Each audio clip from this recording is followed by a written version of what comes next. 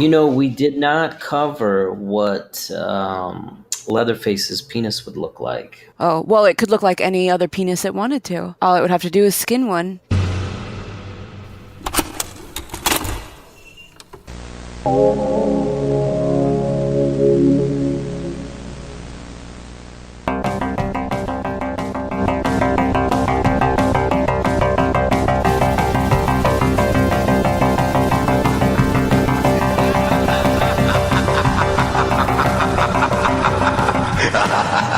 Welcome, children of the corn, to another edition of Nerdlocker.com's worst Deathlocker podcast, featuring the soothing sounds of Cake Bliskin with your host, Shane Hobo Socks Minor, and tonight's not-so-special guest, Kelly Cheating Bitch McCready. She's got a sailor's mouth and a pocket full of dollars and an attitude to match. And now, straight out of the killing fields, your host, Shane Minor.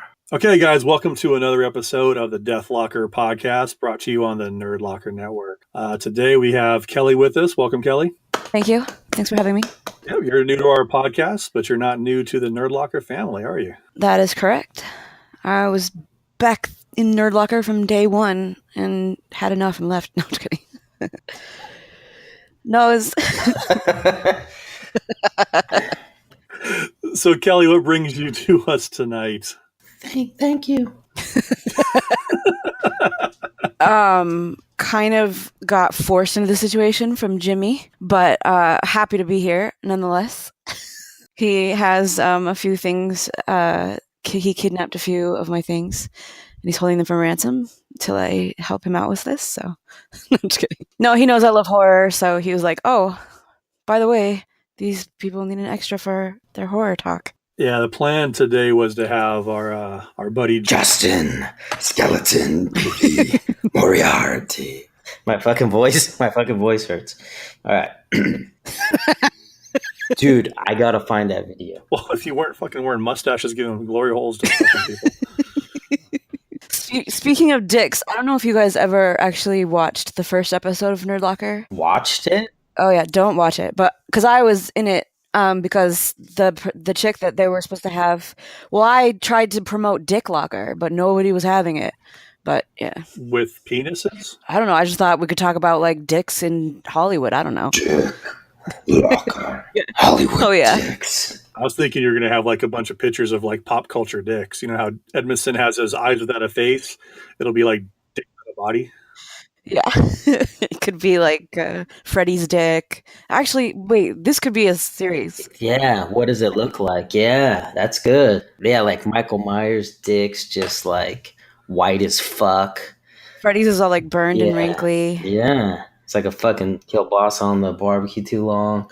Yeah. You could have like, you can see Jason's progression from, part 2 all the way down to Uber Jason. By the way, his dick looks. At the very end, he's got like a fucking dildo instead of a dick, like a metal fucking dildo. Can the Jason in Space dick have a little helmet on it? Like a little space helmet? Well, I mean, I would assume that the tip would open up and like a little knife would come out. He is Uber Jason, so... That's true. Okay, so enough about pop culture. Okay, sorry. enough about dicks. Nerdlocker.com presents Dick Locker Podcast. See, now you laugh, but what I've been trying to do with some of these fucked up things is cut them together into like little like mini things just to fucking put up on Instagram. Yeah. Well, I'm just laughing too because Jimmy, if after he hears this, if he hears anything about Dicklocker, he's gonna be like, I can't fucking believe you brought up Dicklocker again. But why would you not bring up Dicklocker? I know. He wants to build the brand. I don't see why not. Yeah. I'm like, okay, what do you want to do? Just sit out there and have nobody like click on the site? Or do you want people coming from everywhere? Yeah, I mean, porn is a big industry, dude. Throw some extra ads on there, fucking Pornhub and X-Hamster. That's $1 million industry. I know. Who wants to listen to professionalism? Yeah. I know, yeah, and they tried to have us not cuss too, and I was like, good luck. Yeah, I can't get through the not cursing. Yeah. Okay, so we're going to try this again now. Okay. And we got James with us. James, what's going on? Hey, thanks so much for having me. Glad to be here. James is coming to us from his hospital room where he just had his nuts cut off. So I'm glad he could make it. Yeah, they're in a jar next to me. That's why my voice is so high. I'm going to act like this the whole time, too. Oh, my God. Okay, guys, so we're going to keep this one kind of short. We're trying to get a few of these done so we can get ahead of the power curve. We have not been good at keeping any kind of fucking schedule or even any kind of like regular guest. I think this is the third thing that James has recorded, but it'll probably end up being the first thing that actually makes it online. Yes, I bring terrible luck to podcasts. So what we're going to talk about today, guys, is we're going to talk about a little bit about some of the Halloween news that's been coming out, talk about Ash versus the Evil Dead being canceled, talk about the cinematic brilliance that is the Venom trailer, and then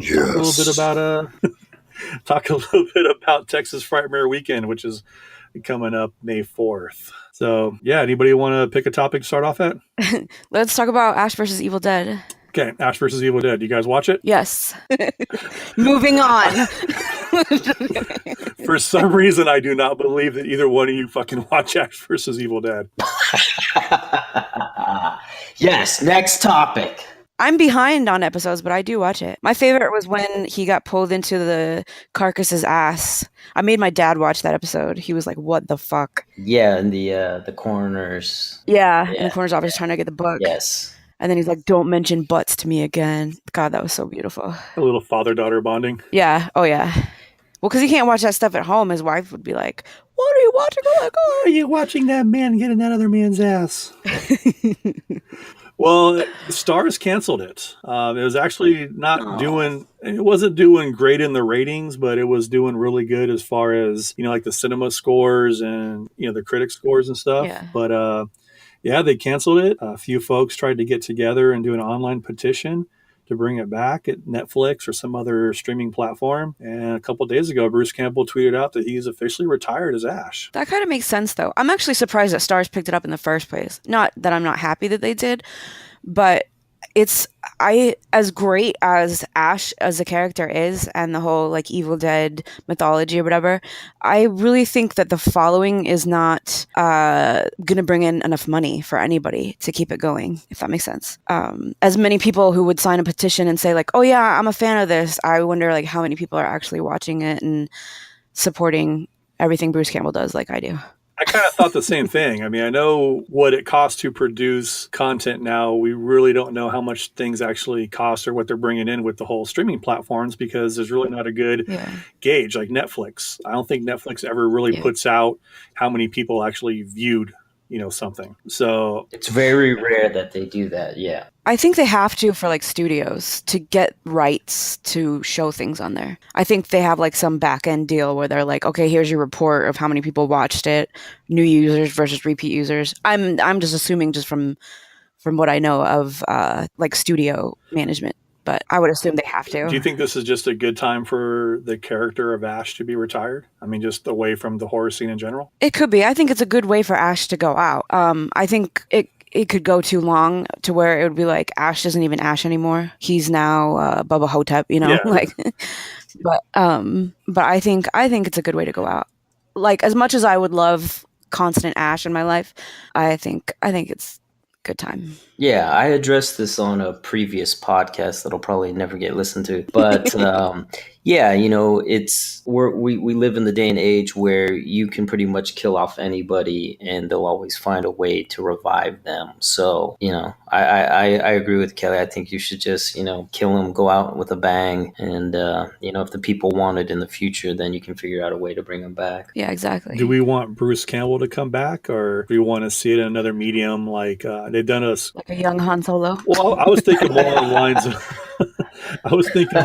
lines of resurrecting some of the comics. They did do a couple Evil Dead comics, like Ash versus Reanimator. Yeah, some of those weren't too bad. I think the Marvel had their Marvel Zombies, and Ash was part of that. Yeah. Or even an animated. Or do we just want to see them do the whole Han Solo thing where they try to get a younger actor, or they established in the reboot/remake Yeah. the female protagonist. You know, do we want to see her? Ashley. Yeah. Wait.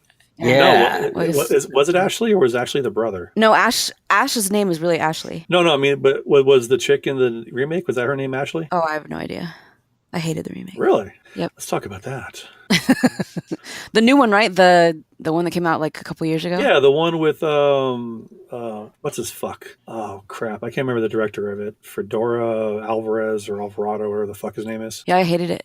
Absolutely hated it. The only redeeming thing it had was the scene where the guy's eye gets smashed, but like pops out of his socket. I can't even remember. Something happened with his eye that was cool, but I'm an eye apologist, so. But it didn't work for me. It wasn't funny. But it wasn't also so serious enough to not be funny. Like, I don't know, it just didn't work for me. I rather enjoyed it. I was thinking the same thing. I thought it was a pretty good movie. Well, you both fucking suck. I do. Thank you. I'm super picky though about new horror. Like anything that wasn't made in the 80s is really hard for me to like. Although there's a lot of new stuff I like, but that was just such a golden age. Yes. But to jump back to the new Evil Dead, I thought it was actually better than some of the new horror ones. It didn't. To me, I don't remember it relying on the jump scares. I don't know. I kind of thought it was pretty good myself. You're allowed to have an incorrect opinion. I'm just kidding. I'm just kidding.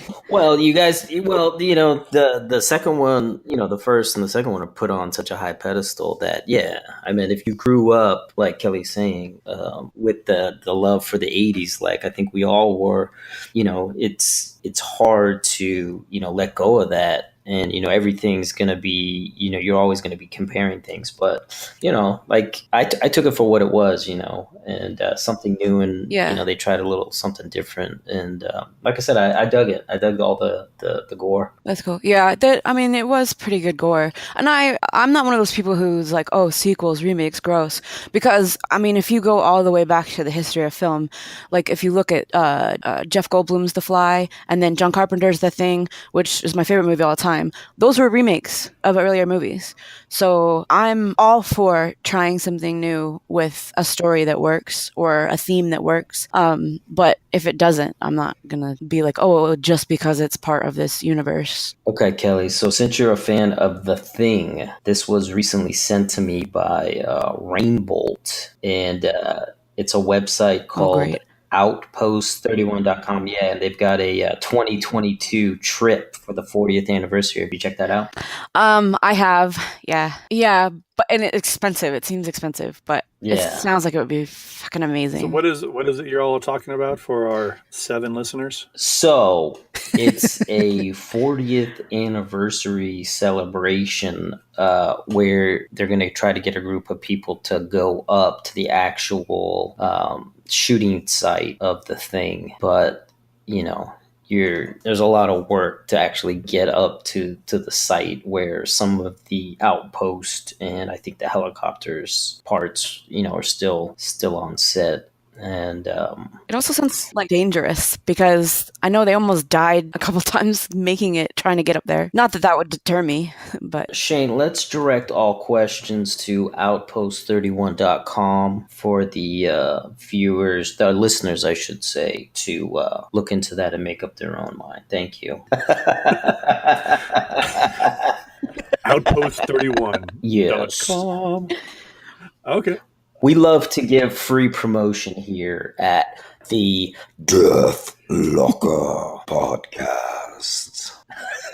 So it kind of sounds like none of us are really too broken up about Ash versus Evil Dead being canceled and potentially us not getting any more Ashley. Yeah. There's like you said, like there's the comics and everything. There's so much like good stuff that you can revisit. I'm a rewatcher of things. Like if I need Ash, I rewatch the things that are the best Ash for me. So I'm okay with like not having a lot of new stuff because there's already a lot of good stuff out there. Speaking of good stuff that's out there, how about that Venom trailer? Yes. Now into the good stuff. Let me So a couple of days ago, I guess we're dating this. Today is the April 25th. Sony put out the Venom trailer, which is part of their Spider-Verse that doesn't have fucking Spider-Man in it.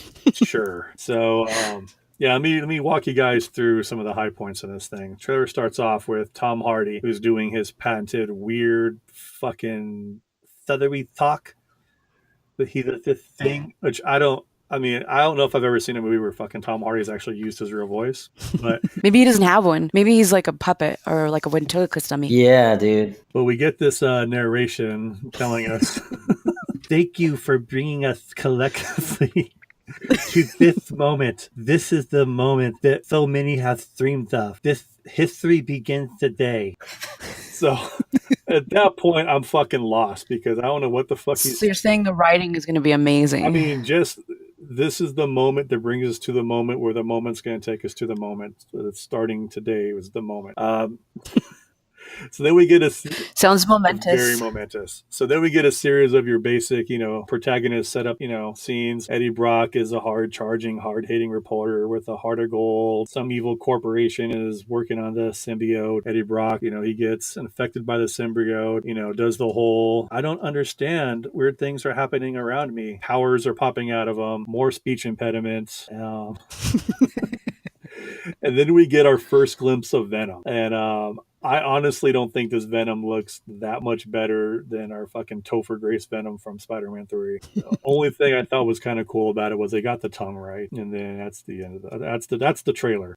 I plead the fifth on it because I kind of hate the Spider-Verse. So I was really taken aback by Michelle Williams' wig. Something off about it. You think the wig was a symbiote? Yeah, the CG. Yeah, you covered everything. Like, it just looks like such a by the numbers like movie. It's like the CGI is terrible. The acting looks really bad. But at the same time, who's your target audience? It's these, teenagers that will probably love this, but, Well, see, that's kind of a good point. Something I was trying to think, I was really pondering, if you will, is Venom a big enough pop culture character that, he really merits his own movie? I feel like they just did it because he looks cool and they wanted to make a cool CGI version and try to do better than what's already out there. But then if you go into that, the whole Venom mythos, I know you're not a Spider-Man person, but the whole Venom mythos is really wrapped around his relationship with Peter Parker and Spider-Man. So how are you going to do this without Spider-Man? Yeah. Not to go too deep into it, but Eddie Brock was a competing photographer. Peter Parker always got the good shots. Eddie Brock was sad, and he got like fucking brain cancer or some shit.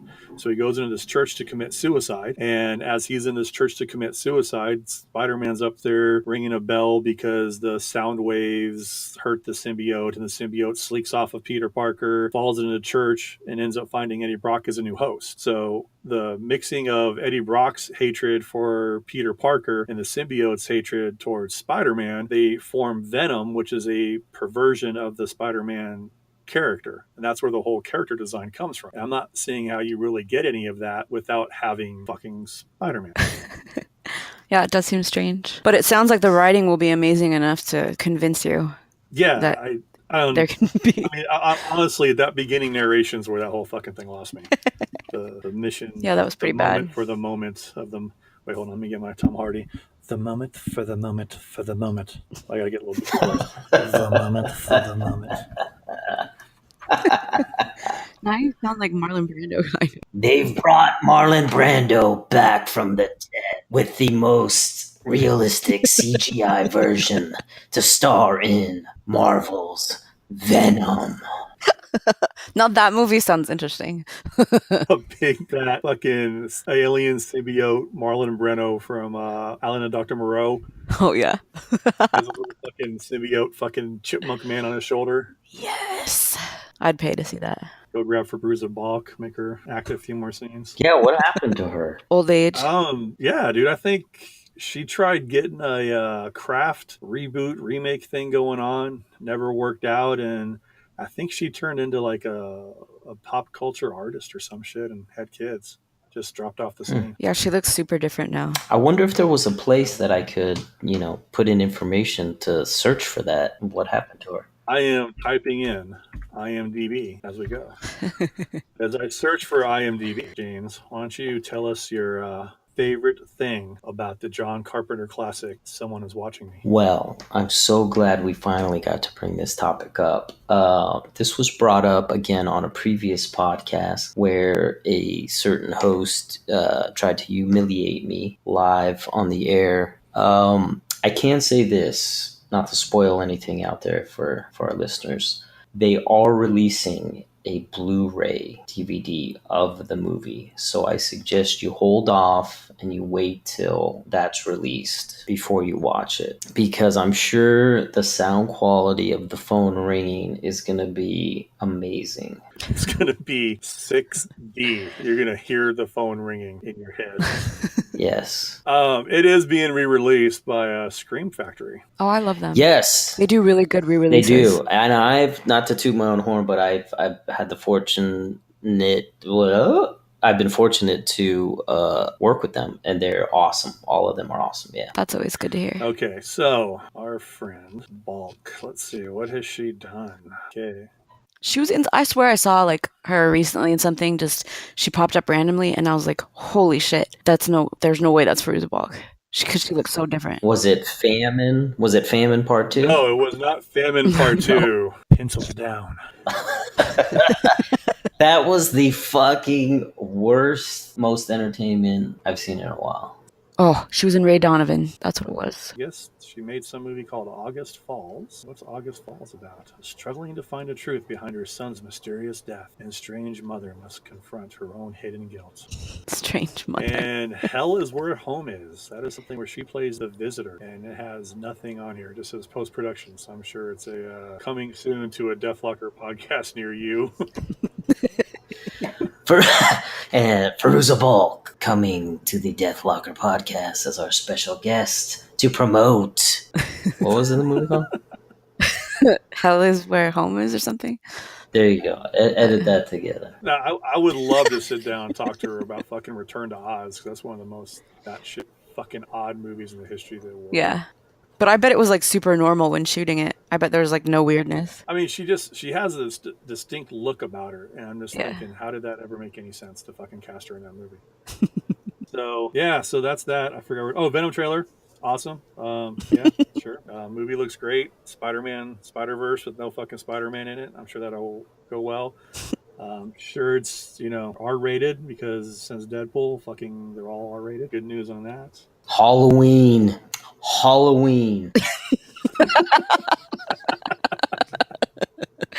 Okay, Halloween. James, we want to talk about Halloween. Yes, I'd like to start off with a quote from Laurie Strode herself. It goes a little something like this. It's old school meets new school with Laurie at the center of it, who has turned into a warrior. It's gonna scare the living shit out of all of you.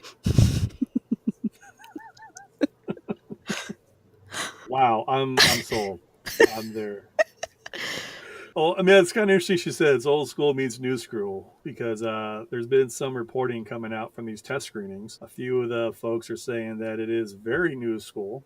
It's hitting like your standard Blumhouse production, Insidious, Conjuring, a bunch of jump scares and whatnot. And then there's folks who are coming out saying that it's a traditional, Halloween movie. I don't trust what people say because, like, especially as I get older, people will be like, oh, it's just like classic horror movies, and they'll be talking about things from like 2000, and that makes me insane. This one's kind of hard for me because on one hand, I look at there's some pedigree involved. John Carpenter's doing the score, so he's behind it. But if you look at John Carpenter's track record, the last few things, it's been kind of sketchy. I mean, I am a huge fan of Cigarette Burns from that old Masters of War. Yeah, that was good. I think The Ward's actually a pretty decent movie. I said decent. Agree to disagree. The Ward? But I mean, he was also, if memory serves, he was down for that Fog remake as well. Yeah, but that one was terrible. No, it was, but John Carpenter was, he jumped on that bandwagon like Wes Craven did before he passed away, where if you threw him like, $15 to some chicken nuggets, he'd say it was great. Well, I would do the same thing, but nobody's giving me chicken nuggets, so the movie sucked. But there's some decent pedigree behind it. I'm not at all, the whole Danny McBride thing doesn't faze me.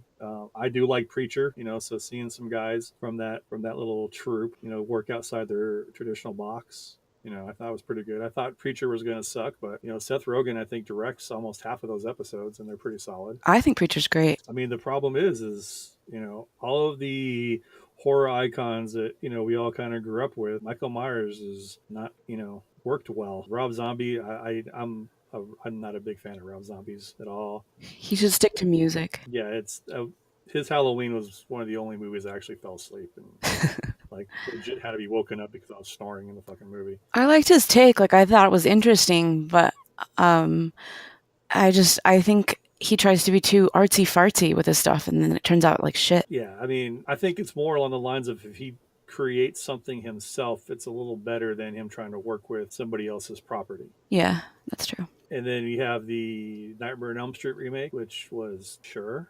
Oh, let's not talk I've about that. never seen that. Yeah, Don't. I've chosen not to watch that because I'm such a fan of the very first one. Yeah. Yeah, it's really fucking bad. I mean, not even like comical bad. It's just painfully bad to watch. Yeah. And then you know, Texas Chainsaw Massacre stuff just keeps plugging away. Some of those are good, I think. But I mean, I think it's really easy to make Texas Chainsaw Massacre good. Yeah, dude with a chainsaw running around. Yeah. Dumbasses getting killed. It's good stuff. You know, we did not cover what Leatherface's penis would look like. Oh, well, it could look like any other penis it wanted to. All it would have to do is skin one. That's what I was thinking. That's a whole series. Yeah. Leather penis. Okay, sorry.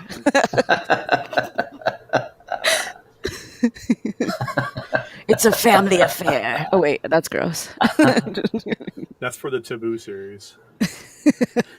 No, I'm telling you, you know, Edmondson has the lockdown on the eyes. Yeah, you could call it PWAF, penis without a face. I just wish I knew an artist who could take on this challenge. Yeah, if only we knew an artist, man. Just one artist who was ballsy enough. Yeah. Nope, to do, you know. Yeah. Penises without a body. Yeah. Yes. Plab. That's perfect. See that is the perfect artist collective. Is you have a different artist do different parts of the body that people can arrange on their wall. Yeah, you find someone to do the penises, and you have one artist do like the feet. That'd be a great gallery show, actually. Yeah, now that I'm thinking about that, yeah. You have Edmondson's eyes, right? And then you get another artist, to do the chins. Yeah. Edmondson, you know, Ghoulish Gary did, you know, he's about to put his book out, so. Oh, yeah, we love Ghoulish Gary. And, you know, right now would be a perfect opportunity to play a little promo for his book. We interrupt our program to bring you this important message. Geez, guys, this has been a really fun podcast, but I feel I need a little more. What do you mean? That was perfect. On May 8th, the Cleveland, Ohio-based 1984 Publishing will release Ghoulish, The Art of Gary Pullen. The 228-page, full-color, lavish, hardbound book is a comprehensive retrospective of artist and illustrator Pullen's vivid career. Like a modern Frankenstein, Gary reanimates nostalgia and unleashes it to bite your ass. Check it out at 1984publishing.com. Good golly, James, thanks for telling me. I'm going to be sure on May 8th to buy the hard book that's going to leave me all wet and dripping. Now, back to our show. There we go. Love it. Watch like a fucking year, you know, Mondo or Hero Complex is going to do a fucking show, body parts, which another John Carpenter thing that was kind of. Oh, you mean Body Bags? There's Body Parts, the movie. Carpenter's Body Bags. Oh no, Body Parts. There's a Body Parts too, I think. Wait. But Body Bags was good. Yeah. I love that movie. Mark Hamill was in that. And so was Stacy Keach. It's so good. And then he the little interludes with John Carpenter between each one. Comedy gold.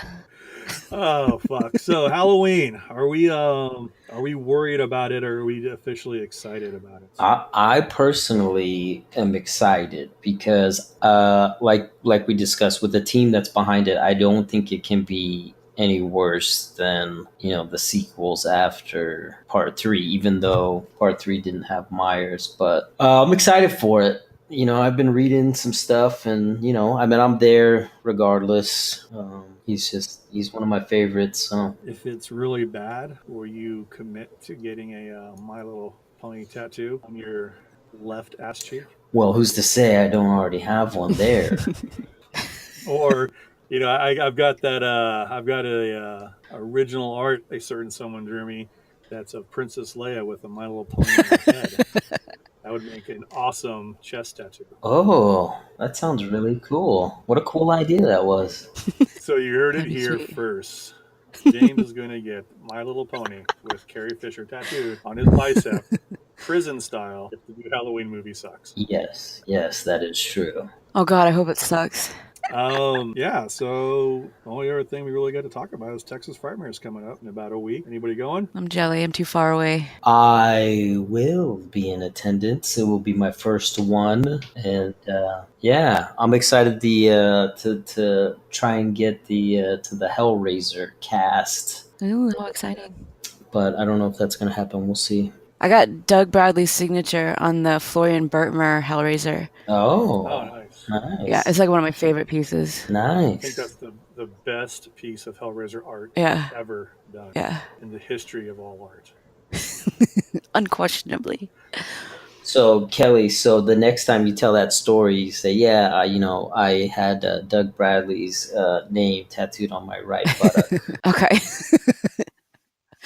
But that would have to be the left one, because my Little Pony tattoo's on my right ass cheek. So Oh, so we're gonna have matching. yeah, There you go. twinsies. Yeah.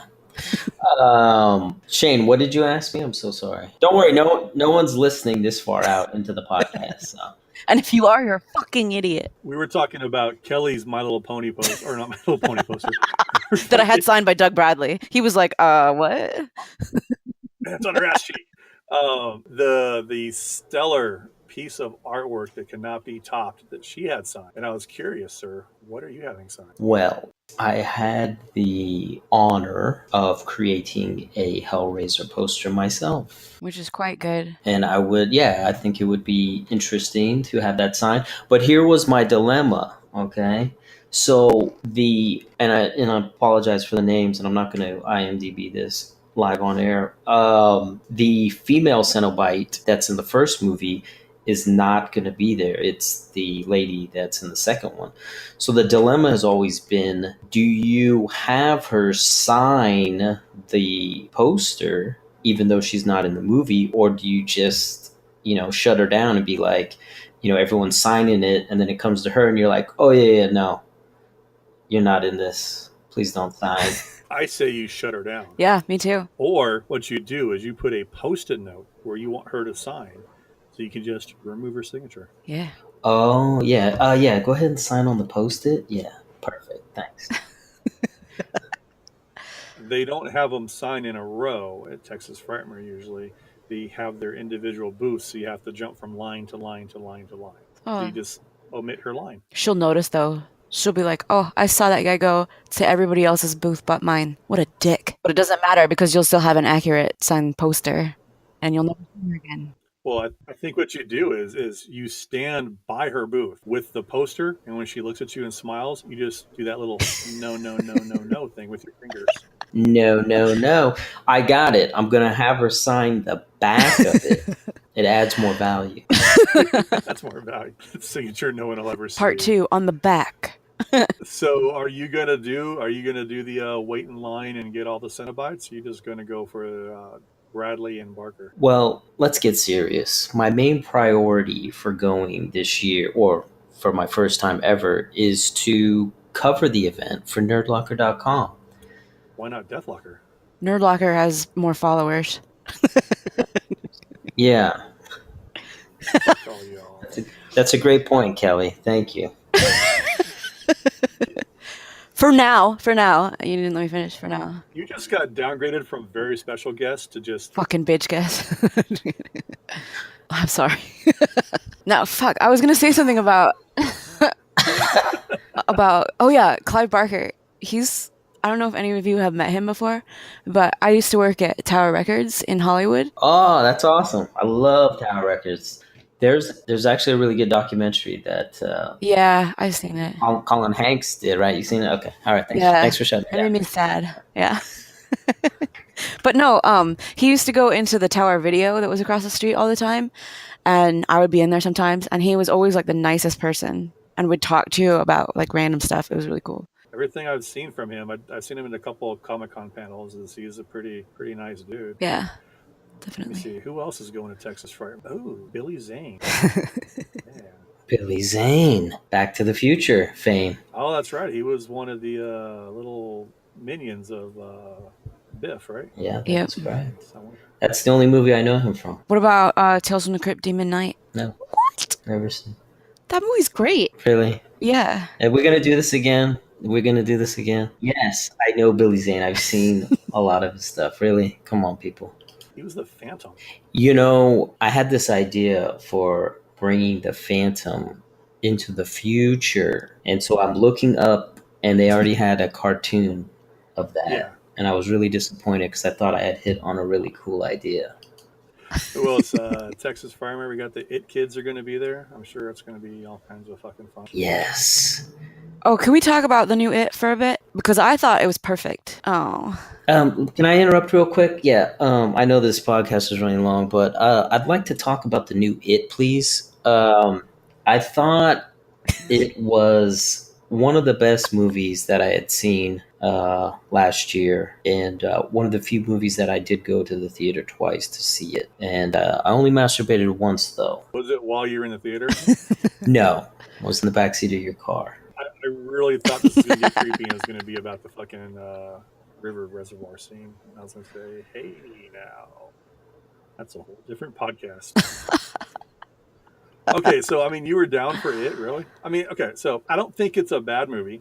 Yeah. I just come to it from, I know they couldn't do a lot of what was in the book, but I feel like they made some significant changes. What the fuck? The children of It. Yeah. They're getting pissed. They're at your door. I just feel like they made some significant changes that I don't see how they're going to make it work in the second half. You know, the biggest one for me is, you know, Mike Hanlon's character. Why was he there? He made no sense. Stan, his character, not Stan, who was the fucking little jokey kid? The one from Stranger Things. Oh, Richie. Yeah. Richie. They cut his character down a lot to where if you would have taken them totally out of the movie, you wouldn't even know. But they're significant players in the overall story. Oh, I disagree. I thought they all were perfect. But I also didn't want to think like, okay, how close is this going to be to the book? I just wanted to see what are they going to do with Pennywise? What are they going to do with the kids? And I mean, like, it'll depend on how part 2 comes out also. But I, as a movie itself, like standalone, I rewatch it so many times. I just think it's so good. I don't know, man. That's one of those agree or disagree. I mean, I think That's it's fine. a good horror. I think it's a good horror movie. But just coming to it from a huge fan of the book, I was like the first Stephen King book I ever read back when I was a youngin. I don't know. I don't know. I felt myself watching it, questioning how they're going to get from point A to point B to point C when they've taken away those paths. Yeah. So, I mean, maybe the second half, you know, I've always said maybe if the second half plays well, sure, you know, but I just have this fear that it's just going to be really off. And I thought Pennywise is very kind of CG. What? Did you know that he really did that with his eyes? I just, the scenes that killed me was when he was coming out of the water and the little shaky thing. Oh, yeah. Annoyed the fuck out of me. That was silly. And then the headless guy, that was silly too. Yeah, that was the dancing scene I thought was fucking retarded. That made no sense to me. Oh, I thought it was so creepy. But the thing that got me the most, that like stuck with me the most and gave me nightmares is the dude really does that with his eyes. Like he has like a lazy eye and he can make it like unfocused with the other one. And so I thought it was CG, and then I heard him talking about it and he like really did it every time himself. I don't have a problem with Skarsgård. I mean, I thought he played a good Pennywise. I just think that a lot of what they did could have been done more practical and they could have done less jump scares. I felt it felt very jump scary to me. And I don't think it needed to be jump scary. I think it could have been a little bit more, you know, tonal horror than, you know, okay, we know this is going to happen, jump scare, jump scare, jump scare. And I guess that's one of the main things that just killed me is I thought there was some stupid CGI. I thought the jump scare kind of sucked. And from what I've read, things that they want to do in the sequel kind of would have needed to been set up in this one. And so I don't know how they're going to get there. Yeah, I mean, going to the jump scares real quick in it, I think the one that got me in that movie was when they're all in that room, and the door opens, and the New Kids on the Block poster is on the back of the door. Like, I screamed. I almost jumped out of my seat. Like, I was like, "Oh my god, don't let them see that." Were you? That you was afraid horrifying. That, they were going to jump at you and a bunch of balloons going, I meant the humiliation that kid would have faced had they seen that. Oh, I love no, I Ben. thought that was actually pretty funny. Yeah. I thought they covered the humor well. That's good stuff. I mean, I could be just a little bit on, and we talked about this on a couple of other podcasts, is right now there's just Stephen King fucking overload. Yeah. I mean, just today I was reading something how someone's optioned his Long Walk short story that he did as Richard Bachman. And that's weird. And that's going to be turned into something. So, I mean, we're back to 1995 where just letting anyone put this fucking name on anything. So. And it's weird too because I get why studios would want to license this property and make money off of it because it's very popular and it's very resellable, especially if his name is going to be attached to it. But he's also one of those authors who his character development is so unique and so integral to the story that it's really hard to reproduce that in film format or even series format. Yeah, I mean, he just writes very dense books. Yep. You find yourself kind of skipping through pages here and there. I mean, that's not a bad thing. It's just, like you said, a lot of times it doesn't translate well. And, now we're going to get a new stand. It's supposed to be like a 10-hour stand. We're going to get it. Did you watch Under the Dome? I made it through the first season. Yeah, me too. And then I quit because I was like, this sucked. Well, it was originally conceived to be a one season. And then about halfway through, they realized it was getting good viewership. And so they tweaked out the storyline to take it to a second season. And basically it just completely departed from the book with only bits and pieces. And then it got canceled and it never really had an end. I'd like to agree with both of you. But, no, just kidding. I know. James over there being all quiet. No, I like the I'll be honest. I'm enjoying the banter between you two. And, you never want to force a conversation. You don't want to rape our conversation? Are you touching yourself while we talk? Possibly. Okay, let's see. Back to Texas Frightmare. Anybody else you're excited about meeting other than the Clive Barker? No. Fuck everyone else. I know, man. Fuck Chucky. No, I'm excited. It's one of those things where, you see everyone on the website, but then when you're actually there, you kind of get a little, starstruck and you're like, oh shit, there's, blah, blah, blah, there's Shane Miner, guy hosted the worst podcast ever. I will be signing autographs for $5 and free selfies. That's a bargain. It's cheaper than you charge for your webcam site. That's true. I'm still waiting for my refund on that, Shane. Yeah, I mean, I think that pretty much covers everything I had on my list to talk about. Do you want to talk about Venom one more time? Because it sounds like you're really excited about that. I am so excited about Venom. Let me read you the tagline one more time. Thank you for bringing us collectively to this moment. It is the moment that so many people have dreamed of coming. History starts today. Nice. That's going to be my new sexy voice. Oh, good luck with that. Yeah, I'm just going to go hit my wife up and be like, I'm trying to get some. Thank you for bringing me to this moment. The moment that I've been dreaming of. My coming starts today. Oh my god. Horrible. Podcast gold. Yeah. Speaking of podcast gold, throw a little pimp out there for Detention Night, also known as Famine. We did a drunk shit-talking session, myself, Justin Skeleton Booty Moriarty of Twitch fame. And by Twitch fame, I mean he has like 5 Twitch watchers. And some random dude, I called it the last second because the guy who was going to do it couldn't make it. Oh, that sounds like me, but a dude. It is. I mean, if you want to hear a very deep-voiced man say, he's a man, he came on my face, make sure you tune into Detention Night on a Deathcast Pod liquor. Deathcast Pod Liquor. Oh man. So I think that's about it. You guys got anything you want to plug? What? I have nothing. I'm a ghost on the internet. Yes, there's something I would like to plug. Is it a glory hole? It's it's a seedy glory hole, and hopefully on the other side there's a man with a very bushy mustache and glasses.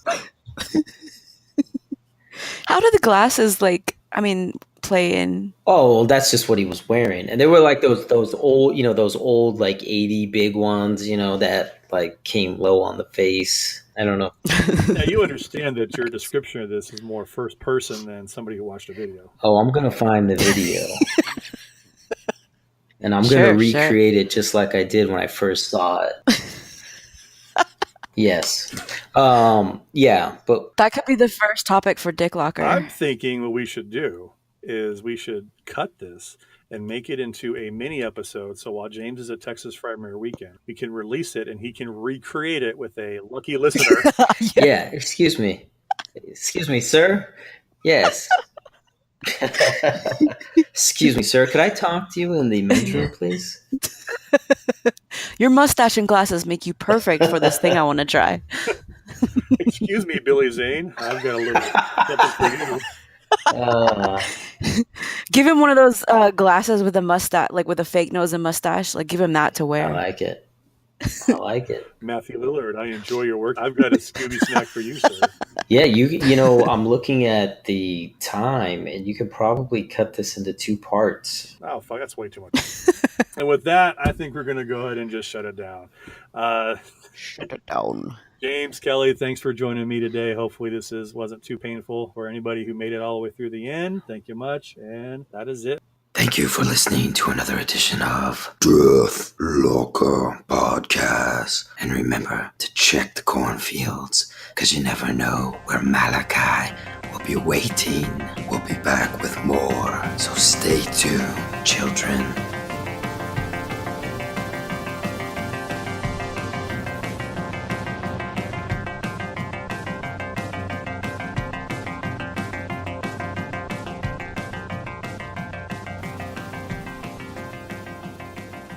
We're going to do that one for the next show.